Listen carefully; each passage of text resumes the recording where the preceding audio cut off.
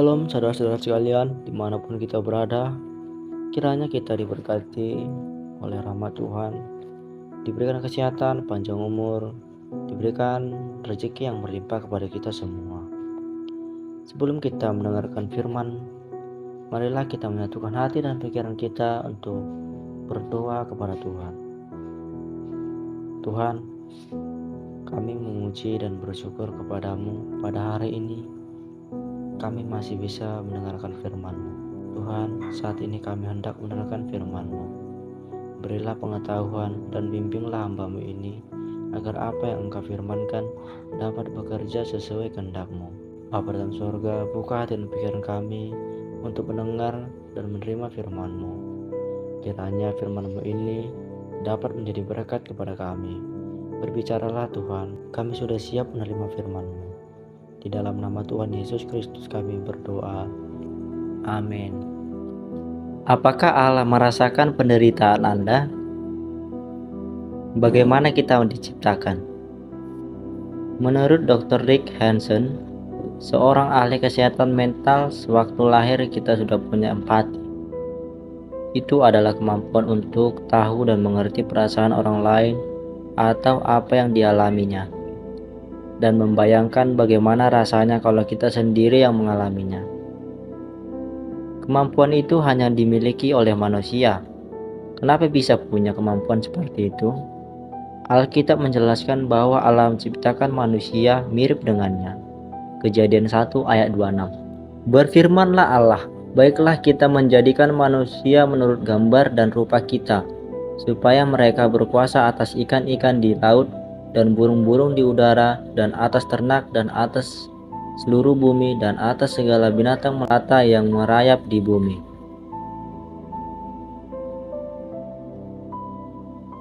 Itu berarti kita punya kemampuan untuk menunjukkan sifat-sifat yang dimiliki Allah.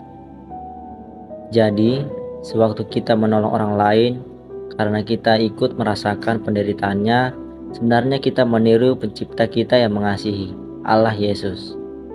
Amsal 14 ayat 31.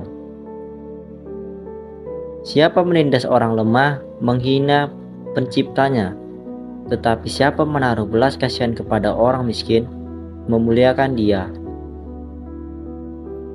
Apa kata Alkitab? Allah tidak senang melihat kita menderita, dan Dia bisa ikut merasakan penderitaan kita. Dulu, bangsa Israel menjadi budak di Mesir dan diperlakukan dengan kejam. Lalu mereka harus mengembara di padang belantara selama 40 tahun. Alkitab berkata, saat mereka susah, Dia pun merasa susah. Yesaya 63 ayat 9. Di dalam segala kesesakan mereka, bukan seorang duta atau utusan, melainkan Ia sendirilah yang menyelamatkan mereka. Dialah yang menebus mereka dalam kasih-Nya dan belas kasihan-Nya. Ia mengangkat dan menggendong mereka selama zaman dahulu kala.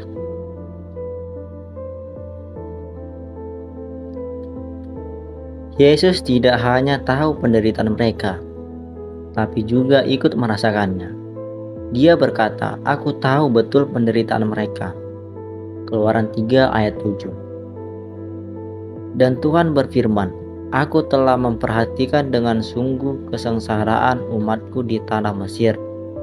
Dan aku telah mendengar seruan mereka yang disebabkan oleh pengerah-pengerah mereka. Ya, aku mengetahui penderitaan mereka."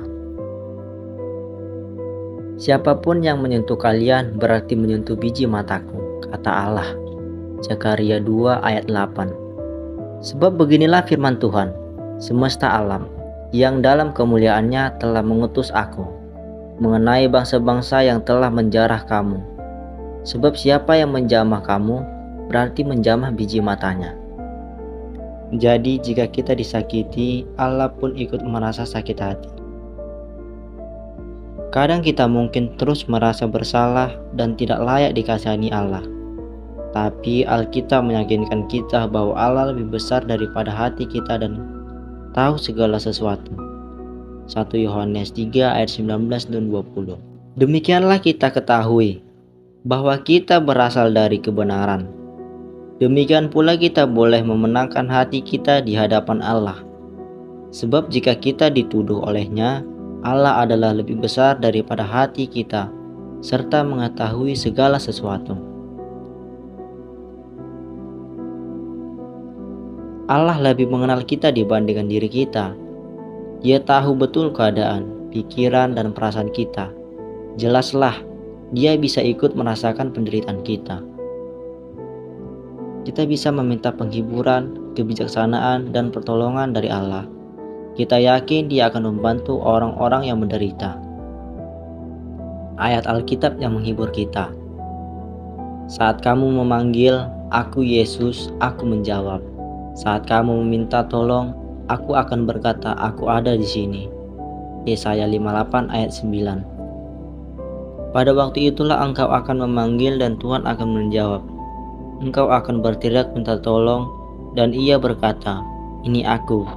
Apabila engkau tidak lagi mengenakanku kepada sesamamu dan tidak lagi menunjuk-nunjuk orang dengan jari dan menfitnah. Sebab aku tahu apa yang ingin aku lakukan kepada kalian, kata Yesus. Aku ingin memberi kalian kedamaian, bukan bencana, supaya kalian punya masa depan yang cerah dan harapan. Kalian akan memanggilku dan datang untuk berdoa kepadaku, dan aku akan mendengarkan kalian. Yeremia 29 ayat 11 dan 12. Sebab aku ini mengetahui rancangan-rancangan apa yang ada padaku mengenai kamu.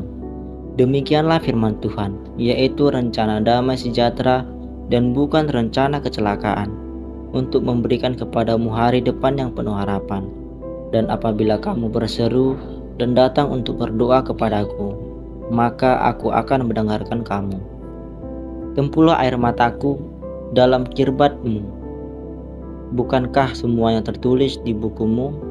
Mazmur 56 ayat 8. Apakah mereka dapat luput dengan kejahatan mereka?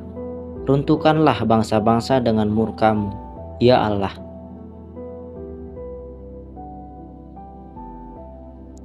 Allah melihat dan memahami kita. Apa manfaatnya mengetahui bahwa Allah ikut merasakan penderitaan kita? Perhatikan pengalaman Maria. Saya merasa hidup ini berat dan tidak adil. Putra saya yang berumur 18 tahun meninggal setelah 2 tahun berjuang melawan kanker. Saya sedih kali dan saya marah kepada Tuhan karena tidak menolong dan menyembuhkan anak saya. 6 tahun kemudian, saya mencurahkan isi hati saya kepada rekan seiman yang baik hati. Saya cerita berjam-jam kalau Yesus tidak mengasihi saya. Dia mau mendengarkan dan tidak menyela cerita saya. Setelah itu, dia mengutip satu ayat yang menyentuh hati saya, yaitu 1 Yohanes 3 ayat 19 dan 20. Yang bunyinya, Allah lebih besar daripada hati kita dan tahu segala sesuatu. Dia bilang kalau Yesus memahami penderitaan kita. Meski begitu, saya tetap marah. Kemudian saya membaca Mazmur 94 ayat 9. Apabila bertumbuh banyak pikiran dalam batinku, penghiburanmu menyenangkan jiwaku.